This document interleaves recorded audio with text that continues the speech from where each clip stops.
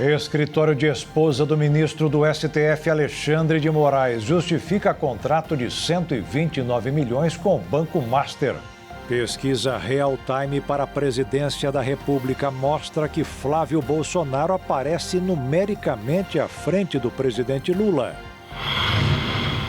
Presidente dos Estados Unidos, Donald Trump, diz que não está feliz com a escolha do novo líder supremo do Irã e que sem aprovação não vai durar muito. Com a guerra, o preço do barril de petróleo dispara e países da Ásia e Europa adotam plano de emergência. Chuvas de fim de semana que atingiram o estado de São Paulo provocaram destruição, alagamentos e mortes. USP, Unesp e Unicamp defendem regras para o uso de inteligência artificial em trabalhos acadêmicos. Depois do câncer, o Alzheimer é a doença mais temida pelos brasileiros. E após o fim de relacionamentos amorosos, cresce a disputa por animais de estimação na justiça. Agora no Jornal das 22.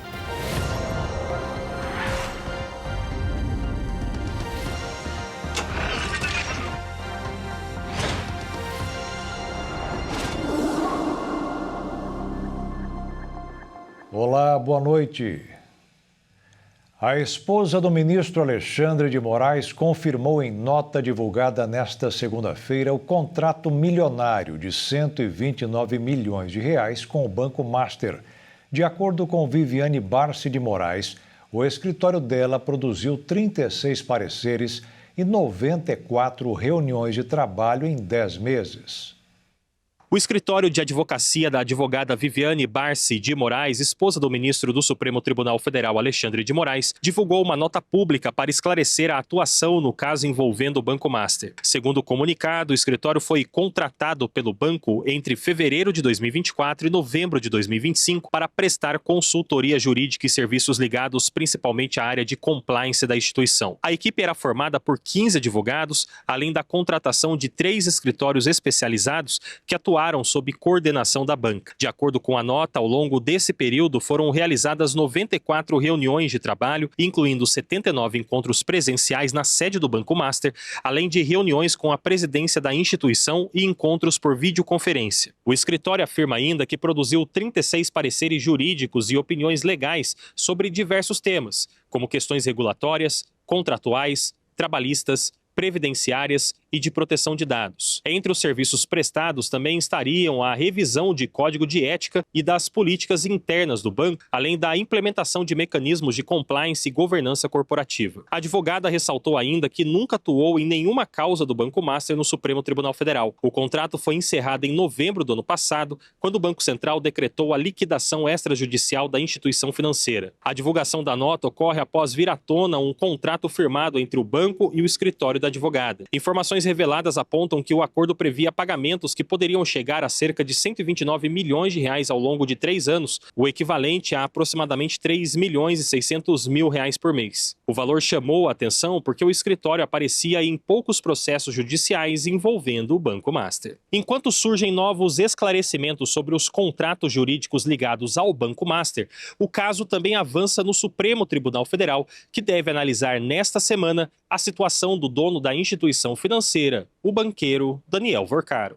A segunda turma do Supremo Tribunal Federal deve decidir se mantém ou não a prisão preventiva de Daniel Vorcaro. A ordem de prisão foi determinada pelo ministro André Mendonça, relator do caso, após pedido da Polícia Federal. A Polícia Federal aponta indícios de que Vorcaro teria tentado interferir nas investigações, monitorando adversários e buscando informações sobre o andamento do caso. A decisão foi tomada de forma individual pelo relator e agora será analisada pelos demais ministros da segunda turma, formada também por Gilmar Mendes, Dias Toffoli, Luiz Fux e Nunes Marques. Após a nova ordem judicial, Vorcaro foi transferido para a Penitenciária Federal de Brasília, uma das unidades de segurança máxima do país. O presídio abriga detentos considerados de alto risco e possui regras rígidas de controle e vigilância. Como parte do protocolo de segurança do sistema penitenciário federal, o banqueiro deverá permanecer inicialmente 20 dias no regime disciplinar diferenciado. Nesse período, o preso fica isolado dos demais detentos em uma cela individual de aproximadamente 9 metros quadrados,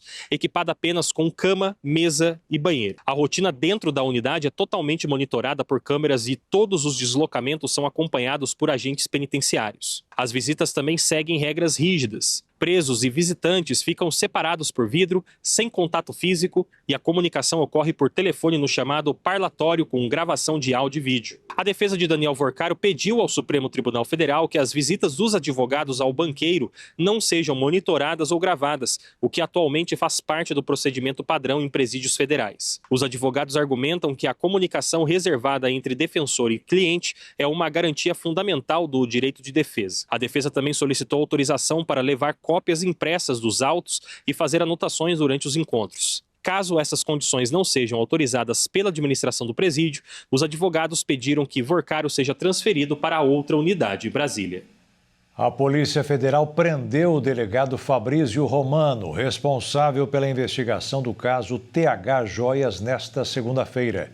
A prisão foi determinada pelo ministro Alexandre de Moraes, do Supremo Tribunal Federal. Além do delegado, a PF cumpriu outros 3 mandados de prisão preventiva e 3 mandados de busca e apreensão na cidade do Rio de Janeiro.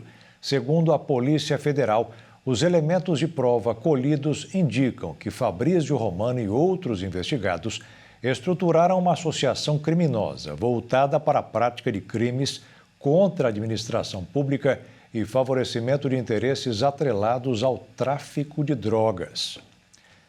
O presidente Lula manifestou preocupação com os efeitos do conflito no Oriente Médio nesta segunda-feira. Segundo Lula, a guerra entre os Estados Unidos e Israel contra o Irã representa uma grave ameaça à paz e à segurança internacional.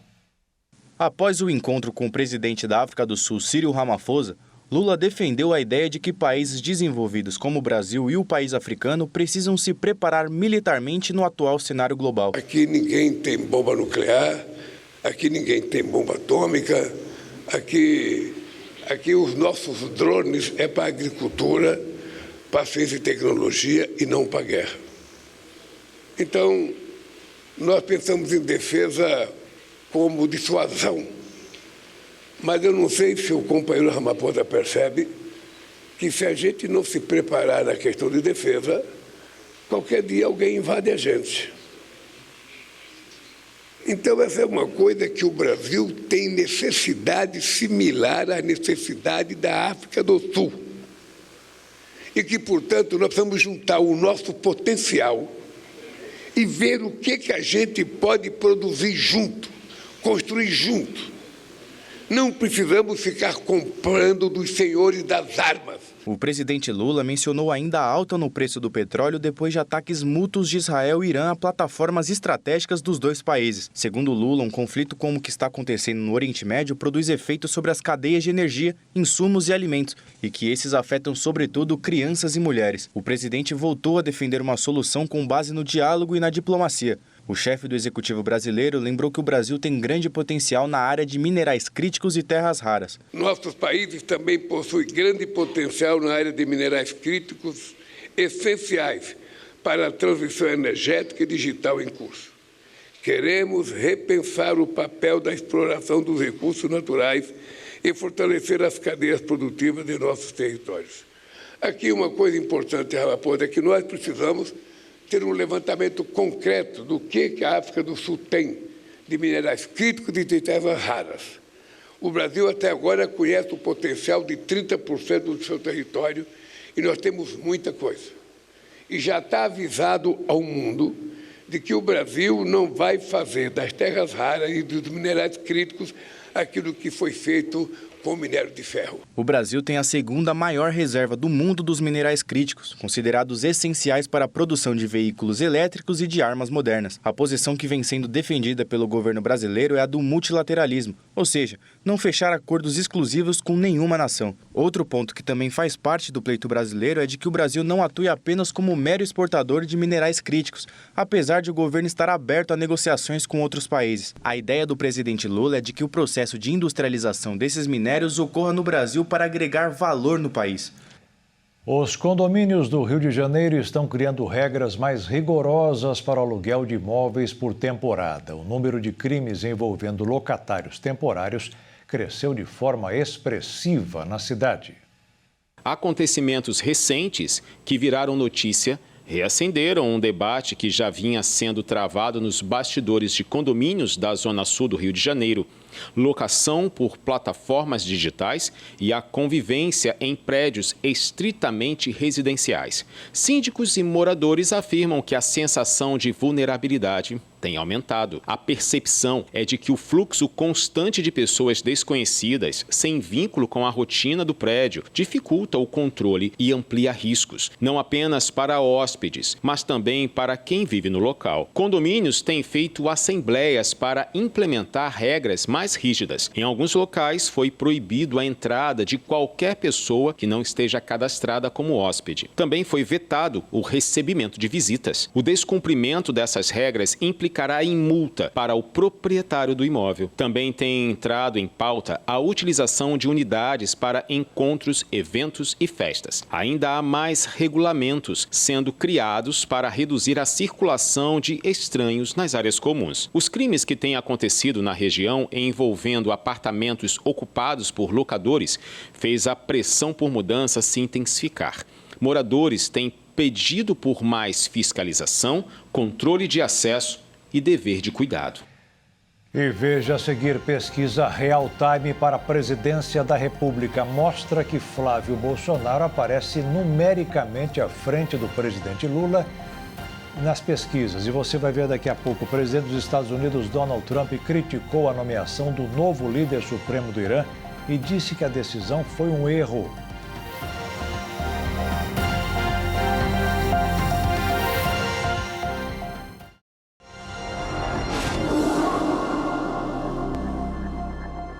A pesquisa Real Time Big Data, divulgada nesta segunda-feira, mostra o pré-candidato à presidência da República, Flávio Bolsonaro, na frente do presidente Lula no estado de São Paulo. O levantamento mostra Lula com maior rejeição entre os paulistas.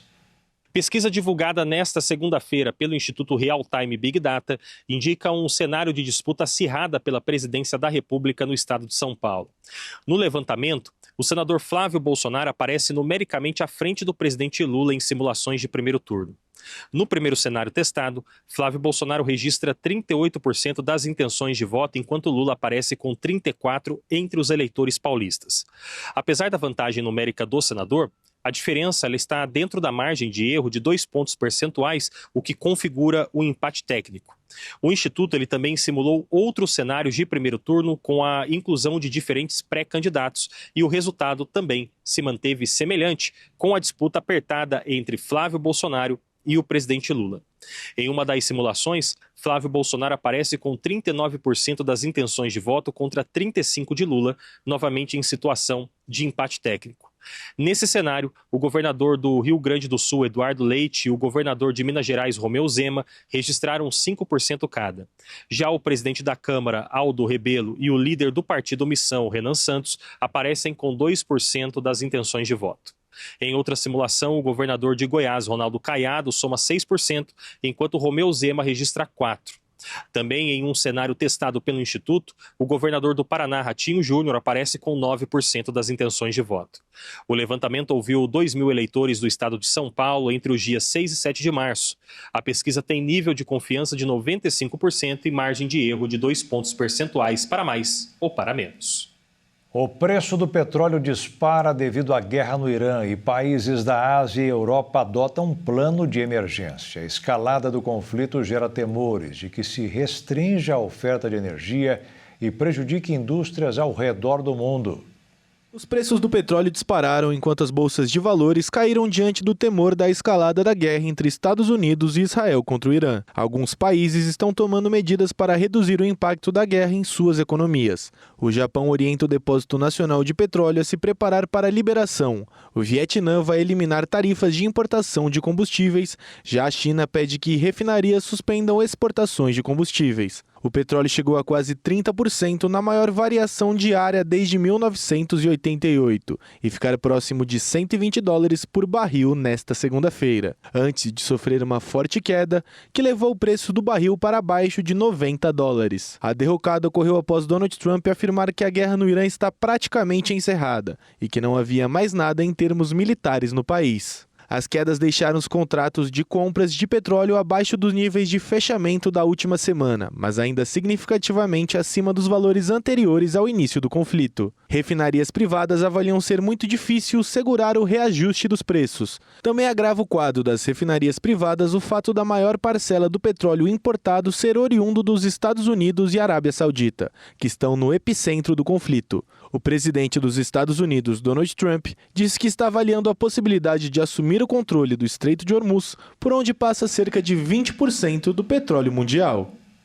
Depois do petróleo registrar um aumento de 29%, o mundo inteiro entrou em alerta. Os países do G7, grupo das 7 nações mais ricas do mundo, se reuniram para discutir uma saída, mas não chegaram a uma decisão final sobre a liberação global de estoques emergenciais de petróleo em resposta à guerra com o Irã.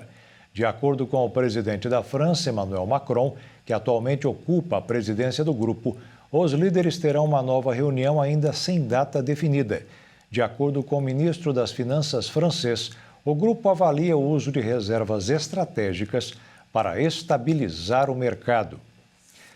Em meio ao conflito no Oriente Médio, o preço do barril do petróleo sofreu um recuo e ficou em $86 nesta segunda-feira, após uma sinalização do governo norte-americano de afrouxar as sanções do petróleo russo.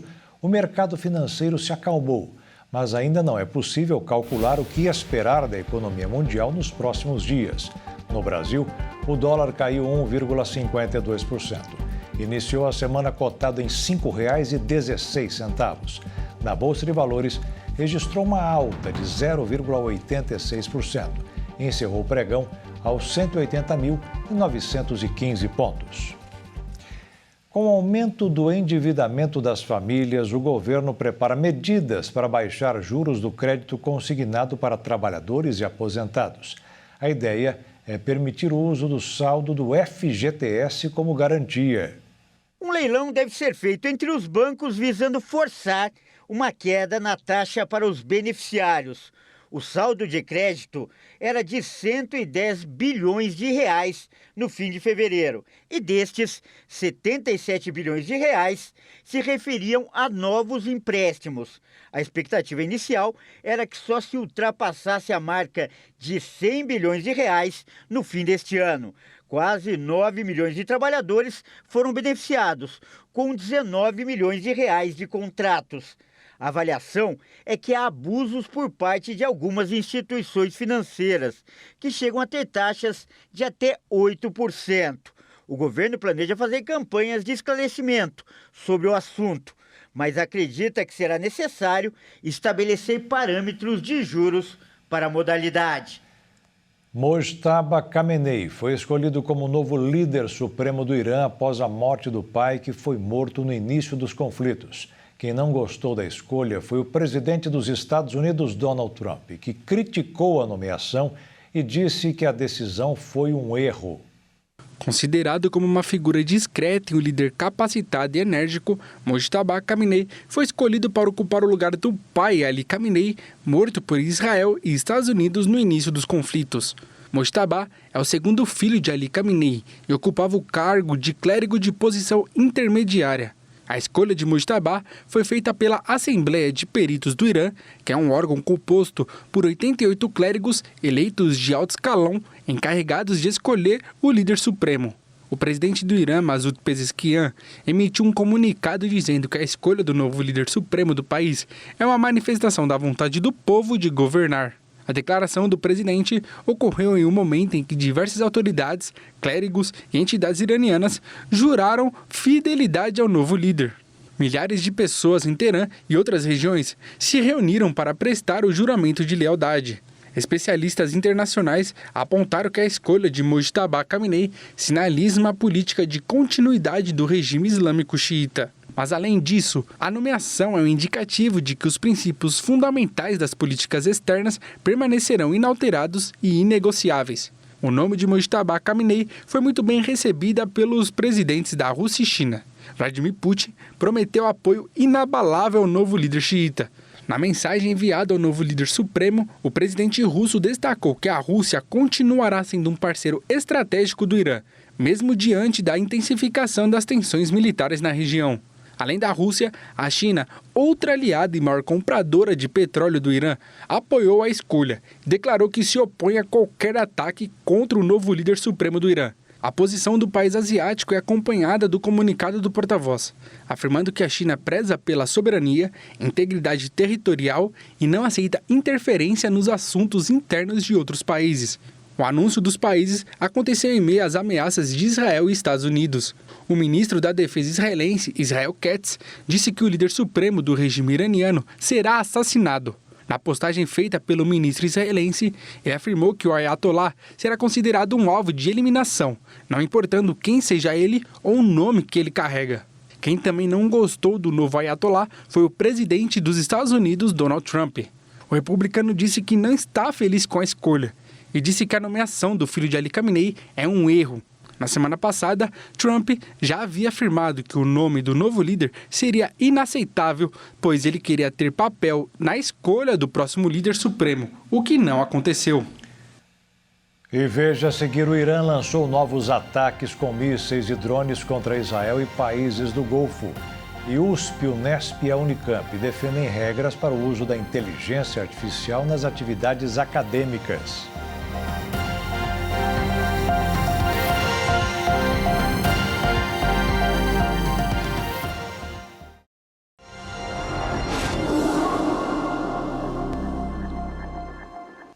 No 10º dia da guerra no Oriente Médio, o Irã ampliou a ofensiva e disparou mísseis e drones contra Israel e países do Golfo.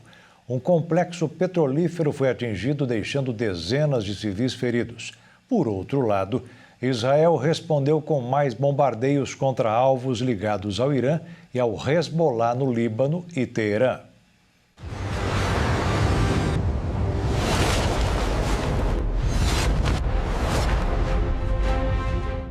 O Irã lançou novos ataques com mísseis e drones contra Israel e países do Golfo durante a madrugada, ampliando ainda mais a guerra no continente. Um dos novos ataques aconteceu no Bahrein. O país atacou um complexo petrolífero, provocando danos materiais, além de deixar mais de 30 civis feridos. O principal alvo do Irã foi o território israelense. O país persa anunciou o lançamento das primeiras salvas de mísseis contra Israel desde que o regime islâmico elegeu o novo Ayatollah Mojtaba Khamenei, filho de Ali Khamenei, morto no início dos conflitos. O exército persa também continua atacando instalações diplomáticas norte-americanas espalhadas pelo continente. Algumas pessoas disseram para a agência Reuters que os sistemas de defesa aérea do Aeroporto Internacional de Bagdá foram acionados por um ataque iraniano com foguetes e drones. O ataque teve como alvo uma instalação diplomática próxima ao aeroporto e foi interceptado com sucesso pelo sistema. O porta-voz da Guarda Revolucionária Islâmica declarou que as forças armadas iranianas podem manter ao menos 6 meses de guerra intensa. Em outra frente, o Hezbollah, aliado do Irã, afirmou ter enfrentado tropas israelenses após uma tentativa de incursão aérea no leste do país. Segundo o grupo terrorista, mais de 15 helicópteros militares israelenses sobrevoavam a região com soldados, quando o Hezbollah disse ter reagido à operação e enfrentado os israelenses. Por outro lado, Israel e Estados Unidos continuam respondendo às retaliações persas, intensificando ainda mais seus ataques. Um deles foi na região de Beirute, mirando a infraestrutura do Hezbollah. As forças israelenses afirmaram que bases militares do grupo apoiado pelo regime xiita foram atingidas. Desde o início dos conflitos, o Líbano foi um dos principais pontos pelos bombardeios de ambos os lados, mas principalmente por Israel.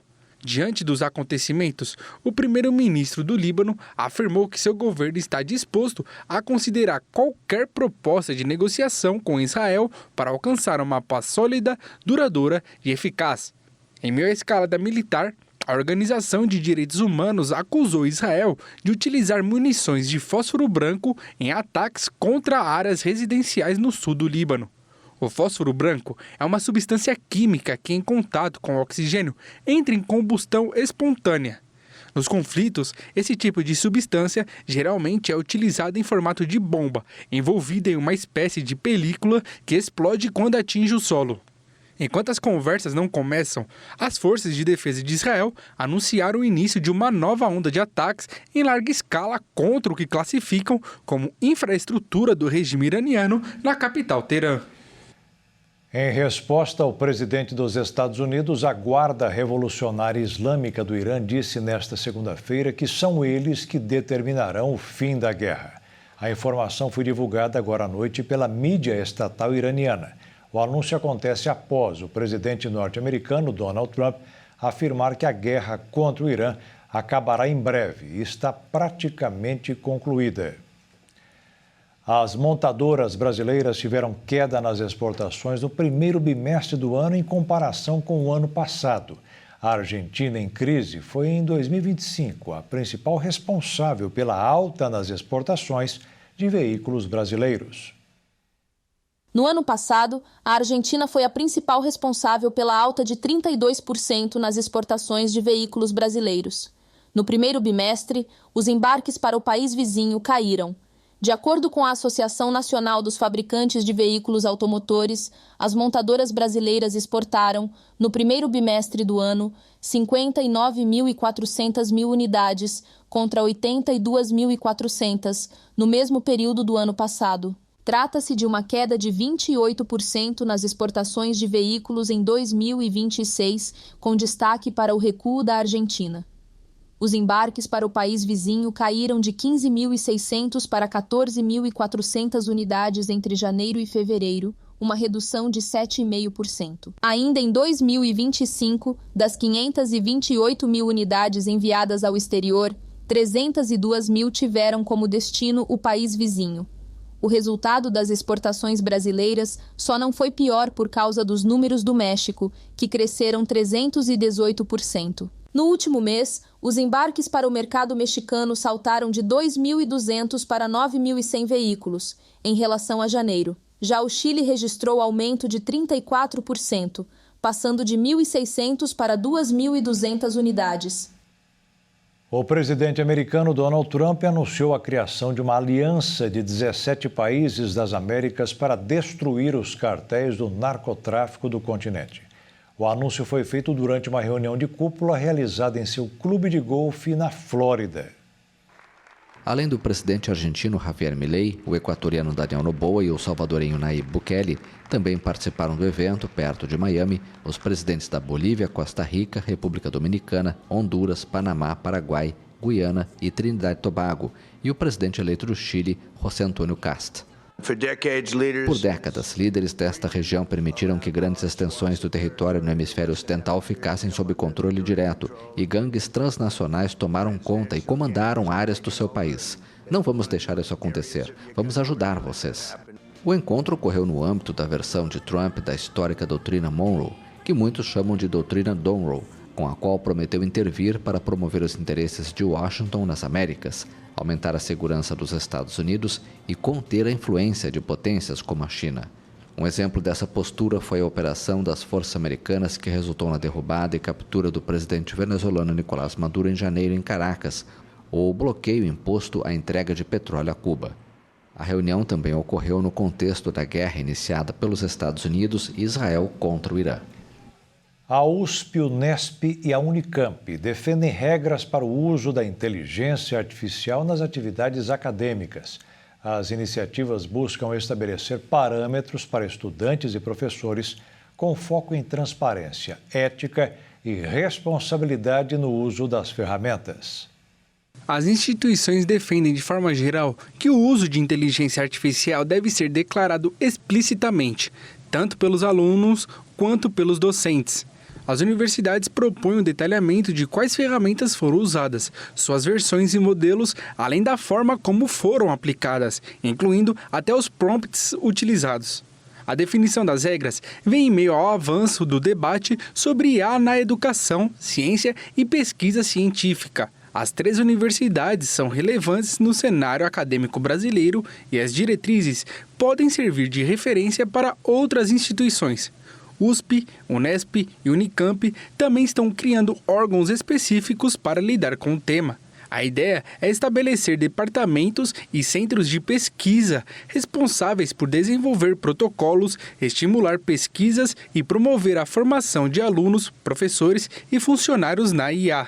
A Unesp, por exemplo, já publicou uma solução geral sobre inteligência artificial em uma portaria voltada à pós-graduação. Mais recentemente, a instituição concluiu um guia para estudantes de graduação com orientações práticas sobre o uso da tecnologia. Entre os usos considerados aceitáveis estão tarefas como tradução de textos, elaboração de resumos ou reformulação de parágrafo. Já entre as práticas proibidas está a entrega de trabalhos produzidos total ou parcialmente por IA, como se fossem autoria do estudante, além do uso da tecnologia em avaliações sem autorização do professor. Para os docentes, as orientações permitem o uso da IA no planejamento de aulas ou no apoio à correção de atividades, desde que os resultados sejam revisados por humanos. A criação de materiais didáticos sem revisão ou sem informar os alunos sobre o uso da tecnologia é considerada inadequada. A instituição pretende ampliar essa estrutura, transformando o laboratório no Instituto de Inovação e Inteligência Artificial. O objetivo é coordenar pesquisas, promover debates e estabelecer parcerias com a sociedade. A popularização da inteligência artificial também tem levado professores a repensar formas de avaliação. Ferramentas automáticas de detecção de textos gerados por IA ainda são consideradas pouco confiáveis, o que pode gerar acusações equivocadas. Um empresário do Rio Grande do Sul está faturando R$1 milhão com uma invenção que tem ajudado muitos churrasqueiros. Um pacote de carvão que acende sozinho. Acender o carvão da churrasqueira pode parecer uma tarefa simples, mas na hora de fazer o fogo pegar, muita gente passa trabalho. E foi observando essa dificuldade do dia a dia que um empreendedor gaúcho decidiu transformar o problema em oportunidade. Em Pareci Novo, no Vale do Caí, ele desenvolveu um saco de carvão que acende sozinho, com um sistema interno que facilita a circulação de ar e torna o processo mais rápido e até mais seguro. O empreendedor conta que a ideia surgiu da experiência dele como churrasqueiro e também como bombeiro voluntário. Uma combinação que ajudou a criar um produto pensado para reduzir riscos e facilitar o acendimento da churrasqueira.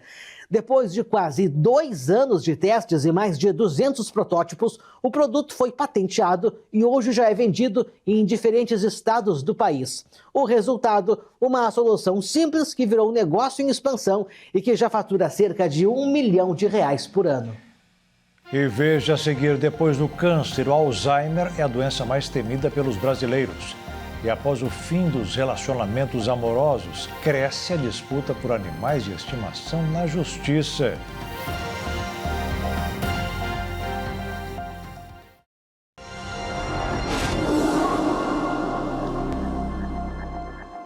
O ministro das Relações Exteriores do Brasil, Mauro Vieira, conversou por telefone com o secretário de Estado dos Estados Unidos, Marco Rubio, sobre a relação entre os dois países. O diálogo ocorreu após o governo americano sinalizar a intenção de classificar as facções criminosas brasileiras como organizações terroristas.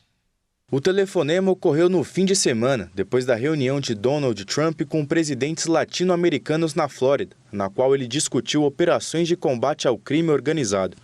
O encontro, para o qual Lula não foi convidado, foi batizado como Escudo das Américas e tratou de segurança pública. Foram discutidos na conversa os aspectos da cooperação judicial e o tema do crime organizado, no âmbito da preparação da visita de Luiz Inácio Lula da Silva Trump, adiada após o início da guerra contra o Irã. O governo Trump voltou a carga sobre a classificação de organizações criminosas como terroristas, algo que já foi rejeitado pelo governo Lula. Os integrantes do governo brasileiro temem que a classificação possa criar uma base legal para intervenções militares na América Latina e lembram da operação da captura do ditador Nicolás Maduro na Venezuela. No foco de Washington estão as principais organizações com raízes no Brasil e Operação Continental, além de elos na Europa, como o Primeiro Comando da Capital e o Comando Vermelho. A ideia, encabeçada pelo secretário de Estado dos Estados Unidos, Marco Rubio, está bem avançada. A proposta deve ser levada ao Congresso para aprovação. Conforme a legislação norte-americana, o governo dos Estados Unidos possui mecanismos legais e políticas ativas que permitem uma intervenção, incluindo o uso de força militar e de operações unilaterais contra organizações designadas como terroristas estrangeiras.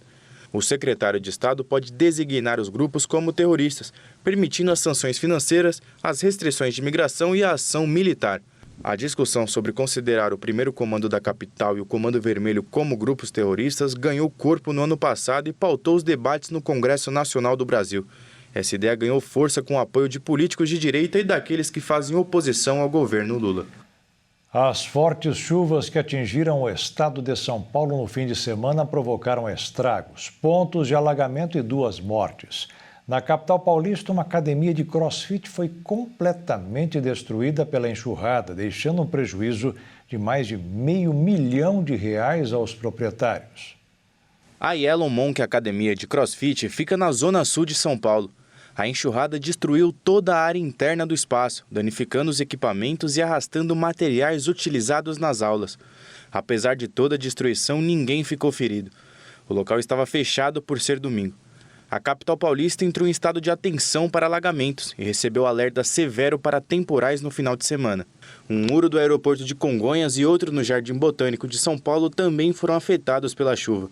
A tendência para o início dessa semana é de mais chuvas na capital paulista. A combinação de ventos úmidos que sopram do mar em direção ao continente com estabilidades vindas do interior do estado mantém o tempo instável. Em São Bernardo do Campo, na Grande São Paulo, um homem morreu após ser arrastado pela correnteza na rua. A força da água levou a vítima para baixo de um veículo. O homem chegou a ser retirado pelas equipes que atuavam no local, mas a morte foi constatada pela equipe médica. Em Sorocaba, no interior de São Paulo, um homem também morreu após ser arrastado pelas chuvas. Após a confirmação dos óbitos, o estado de São Paulo contabiliza dezenas de mortes e feridos em decorrência das chuvas desde que a Operação SP Sempre Alerta teve início em dezembro de 2025. De acordo com a Defesa Civil do estado de São Paulo, as enxurradas podem se formar rapidamente durante temporais e arrastar pessoas que tentam atravessar ruas alagadas ou que são surpreendidas pela força da água. A orientação do órgão é para que a população evite essas áreas e acompanhe os alertas oficiais. No Rio Grande do Sul, 15 aves morreram por gripe aviária. As aves infectadas são silvestres e foram encontradas na reserva ecológica do Taim, no sul do estado. Os animais encontrados mortos até agora são cisnes brancos silvestres e foram localizados dentro da reserva ecológica do Taim, no município de Rio Grande, no sul gaúcho. O vírus da gripe aviária, o H5N1, foi confirmado após análise em laboratório federal. A gripe aviária é uma doença viral contagiosa que afeta principalmente aves e, em situações raras, também pode infectar seres humanos, geralmente após contato direto com animais contaminados. Por causa dos casos, a reserva do Taim foi interditada por tempo indeterminado, enquanto equipes da Secretaria Estadual da Agricultura e do Instituto Chico Mendes fazem o monitoramento da área e a busca por aves doentes ou mortas. Segundo a Secretaria Estadual da Agricultura, a confirmação dos casos em aves silvestres não traz impacto para a produção avícola do estado. As autoridades também reforçam que não existe risco no consumo de carne de frango ou ovos, já que a gripe aviária não é transmitida pela alimentação. Um levantamento investigou a percepção sobre 4 doenças no Brasil e apontou que o Alzheimer é a segunda doença mais temida pelos brasileiros, atrás apenas do câncer. Uma pesquisa divulgada nesta segunda-feira pelo Datafolha revela que a doença de Alzheimer é a segunda enfermidade que mais preocupa os brasileiros quando se trata da saúde de familiares ou pessoas próximas. O levantamento aponta que o maior temor da população continua sendo o câncer, enquanto o Alzheimer aparece logo em seguida, à frente de doenças como doença de Parkinson e a AIDS. O estudo ouviu 2.002 pessoas com mais de 16 anos em todas as regiões do país, em dezembro do ano passado. Ao serem questionados sobre qual diagnóstico mais temiam que atingisse alguém próximo, 75% dos entrevistados mencionaram câncer. Já o Alzheimer foi citado por 13% dos participantes como a condição que mais gera preocupação. Outro dado relevante apontado pela pesquisa é que cerca de 4 em cada 10 brasileiros afirmam conhecer alguém que convive com Alzheimer. Para especialistas, o receio em relação à doença está ligado principalmente ao desconhecimento e ao estigma que ainda cerca os casos de demência, o que muitas vezes dificulta a busca por avaliação médica e o tratamento adequado. Apesar do temor, praticamente todos os entrevistados concordam que é fundamental procurar um médico ao surgirem os primeiros sinais da doença, como perda de memória ou confusão mental. Mesmo assim, 60% reconhecem que, na prática, costuma haver demora entre o aparecimento dos sintomas e a procura por um especialista. Dados do Ministério da Saúde, divulgados no Relatório Nacional de Demência de 2024, indicam que cerca de 80% dos casos de demência no Brasil não chegam a ser diagnosticados. A demência é um conjunto de condições que afetam funções cognitivas, como memória e raciocínio, sendo o Alzheimer a forma mais comum. Especialistas ressaltam que, com acompanhamento médico, medicamentos, atividade física e estímulos cognitivos, muitos pacientes conseguem manter a autonomia por vários anos. O Brasil já tem mais pets do que crianças. Por isso, a disputa por animais de estimação após o fim de um relacionamento amoroso tem chegado cada vez mais à justiça. O Brasil tem hoje mais de 150 milhões de animais de estimação. O número mostra como os pets ganharam espaço nas famílias e passaram a ser considerados parte delas. Com o fim de um relacionamento, a pergunta sobre quem fica com o animal também pode virar motivo de disputa. Nesses casos, a justiça passa a observar quem realmente cuida do pet no dia a dia, como alimentação, passeios e acompanhamento veterinário. Bom, o ideal é que seja um acordo amigável, né? Mas a gente já presume que num divórcio, numa dissolução da união estável, os ânimos podem acabar atrapalhando, né, numa decisão mais sensata. Mas o aconselhado é que seja um acordo amigável, a gente pode até pensar em levar esse acordo ao cartório. É claro que, como não tem ainda uma legislação própria para isso, né, a gente tem apenas um projeto de lei e algumas decisões de tribunais, mas não tem uma legislação tratando de forma específica para esse tema. Então, é comum ter notícias de que cartórios não aceitam registrar isso. Segundo o Instituto Brasileiro de Direito de Família, embora a lei ainda não considere os animais como bens, a Justiça brasileira já passa a analisar o bem-estar do pet e o vínculo afetivo com os tutores para definir com quem o animal deve ficar em caso de divórcio. Em algumas situações, os tribunais também têm admitido um modelo parecido com a guarda compartilhada. Nessa modalidade, o pet pode conviver com os dois tutores com períodos ou visitas definidos em acordo ou pela própria justiça. Ou então, se um dos ex-cônjuges não tem uma residência fixa ou um ambiente adequado para acolher esse animal, né, sem um quintal, enfim, pode ficar com uma das partes, né, uma guarda unilateral, mas com direito a visitas, né? Aí, normalmente, fixados horários, né, períodos regulares, em que essa outra pessoa pode entrar em contato, né, observando essas determinações, essas exigências, e tirar o animal para um passeio e ter um momento ali de visita com esse animal. Vale informar que em caso de Maria da Penha, com medida protetiva, né, então essa guarda compartilhada, esse direito de visitas, né, ela fica contraindicada. Além da convivência, as despesas com o animal também podem ser divididas. Gastos com ração, vacinas, consultas e medicamentos podem ser definidos em acordo entre as partes ou em caso de conflito estabelecidos pela Justiça. A gente não pode comparar uma pensão alimentícia, mas um verdadeiro rateio de despesas, né? Então, dependendo de como ficou a guarda do animal, né, pode ter um rateio de 50-50, ou então cada uma das partes pode se incumbir de assumir todos os ônus, todas as despesas e os gastos, enquanto estiver na posse do animal, né, com a guarda do animal, se eventualmente está num regime de guarda alternada, né? E aí todas essas despesas que sobrevêm aí, por exemplo, uma enfermidade, alguma doença, aí isso é algo futuro que vai ser analisado, né, e normalmente rateado. Especialistas destacam que, mais do que uma disputa entre ex-cônjuges, o mais importante é garantir que o animal continue recebendo cuidados, atenção e qualidade de vida. E o Jornal das 22 termina aqui. Uma boa noite para você e fique na paz. Tchau.